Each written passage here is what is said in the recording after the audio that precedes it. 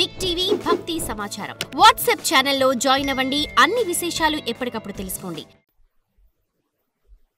Petrol కొట్టించుకోవడానికి car కొనలేదు. Car దేనికి కొన్నారు? మీ లక్ష్యాన్ని చేరడం కోసం మీరు కారు కొన్నారు.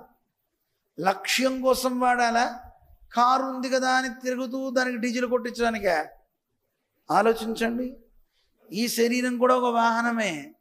ఈ వాహనం ఊరికే కడుపు నింపుకోవడానికే, జన్మ సాఫల్యానికే అని ఆలోచించుకోవాలి. అందుకే ఋషులంతా అడిగారు, ఈ జన్మ సాఫల్యం కావాలి, తరించాలి, ఏం చేయాలి? శ్రేయసాం యద్భవేత్ శ్రేయ. అన్ని శ్రేయస్సుల కంటే గొప్ప శ్రేయస్సు ఏదో. శ్రేయస్సు అంటే మంచి మాట అన్నిట్లోకి గొప్ప మంచిదేదో. పావనానాంచ పావనం, అన్నిటినీ పావనం చేసేవాటన్నిటికంటే గొప్ప పావనం చేసేది ఏదో. కృష్ణ ప్రాప్తికరం రుణాం. ఎవరికి శ్రీకృష్ణుని యొక్క ప్రాప్తి కలుగుతుందో నాయన దాన్ని వద, దాన్ని చెప్పవయా, అధునా వద, ఇప్పుడే చెప్పు మాకు, ఎప్పుడో కాదు అని సౌనకాది మున్నంతా అడిగారు. ఎందుకంటే గురు అనుగ్రహం కలిగితే అన్నీ వస్తాయి. ఆ గురు అనుగ్రహం లేకపోతే ఏది కలగదు. అందుకే ఆయన చెప్తాడు, ఆయన మీకు ఒక మాట చెప్తాను వినండి. ఈ లోకంలో ప్రతి మనిషిని ఎప్పుడు మింగుదామా అని నోరు తెరుచుకొని ఒక మహాసర్పం ఉంది. మీ వెనక్కి తిరిగి చూసుకోండి ఒకసారి, చూడండి ఒకసారి వెనక్కి తిరిగి. ఈ వెనక్కి కాదు, కళ్ళు మూసుకుంటే మన వెనకాతల మన్ని మింగడానికి ఒకటి ఉంది, మనం మింగడానికి ఇంకోటి ఉంది. ప్రవచనం అవగానే పైకి వెళ్తే మనం మింగడానికి పళ్ళెల్లో కబళం ఉంటుందండి, ప్రసాదం. అది తినడానికి మనం ఎదురు చూస్తూ నోరు ఊరుతుంది కదండి. ప్రసాదం చూస్తే మీకు ఇష్టమైన పులిహారో, చక్కెర పొంగలో, ఇడ్లీనో, దద్దోజనమో ఏవో వచ్చాయనుకోండి, వాటిని చూడగానే ఏమనిపిస్తుంది? ఎప్పుడెప్పుడు తిందామా అని నోరు ఊరుతూ ఉంటుంది.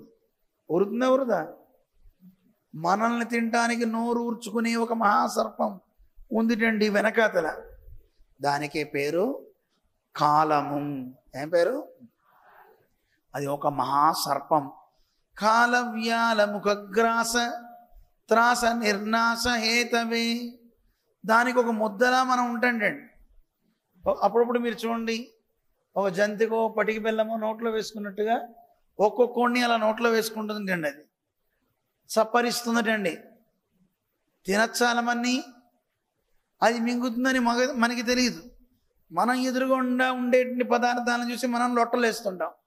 అబ్బో జాంగరి, అబ్బో జిలేబీ, అబ్బో దద్దోజనం అని. అదనుకో, అబ్బా వీడు నాకు దొరికాడు రోయ్ అని కాలుడు మన కోసం ఎదురు చూస్తాడు. అలాంటి కాలం అనేటటువంటి మహాసర్పం నిన్ను తినకుండా, నీకు తినడానికి వచ్చిన భయం నీకు కలగకుండా ఉండాలంటే శ్రీమద్ భాగవతం శాస్త్రం కలౌకీరేణ భాషితం. కలియుగంలో భాగవతం అనే ఒక శాస్త్రం ఉందండి. ఆ శాస్త్రాన్ని గనక ఎవరైతే వింటారో అలాంటి వాడికి మృత్యు భయం ఉండదు. ఆ సర్పం వచ్చి మింగడానికి ముందు నుంచి నోరు తెరిచిన ఓ అంటాం, మింగుతాము మింగు, నాకేం భయం లేదు అని ధైర్యంతో ఉండటండి. అలాంటి గొప్పది భాగవతం. ఈరోజు మీరంతా వినటానికి వచ్చారు కదా. ఈరోజు భాగవతం వింటున్నాము అంటే జన్మాంతరే భవేత్ పుణ్యం తదా భాగవతం లభేత్. ఎన్నో జన్మల్లో మనం చేసుకున్న పుణ్యం ఉంటే తప్ప భాగవతం వినాలి అనేటటువంటి సద్బుద్ధి కలగదు. భాగవతం వినటానికి ఇలా కూర్చోం. ఎన్నో జన్మలలో మనం చేసుకున్న పుణ్య పరిపాకము, కృష్ణానుగ్రహం ఉంటే తప్ప మనం ఇక్కడ కూర్చోలేము. అదే కాదండి, పరీక్షిత్ నరేంద్రుడు శ్రీశుకుడి దగ్గర వింటుంటే ఇంద్రలోకం నుంచి దేవతలంతా గబగబా వచ్చేటండి. సుధాకుంభం గృహీత్వైవ, అమృత కలశాన్ని తీసుకుని వచ్చి వాళ్ళకి ఇచ్చేట.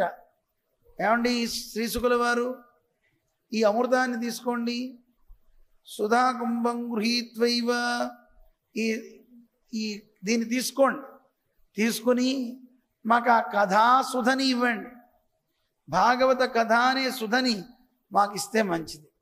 ఎందుకు? పరీక్షిత్తు చనిపోతాడని కదా అనుకుంటున్నారు. ఈ అమృతం తాగితే చనిపోడండి అని ఇస్తున్నారు.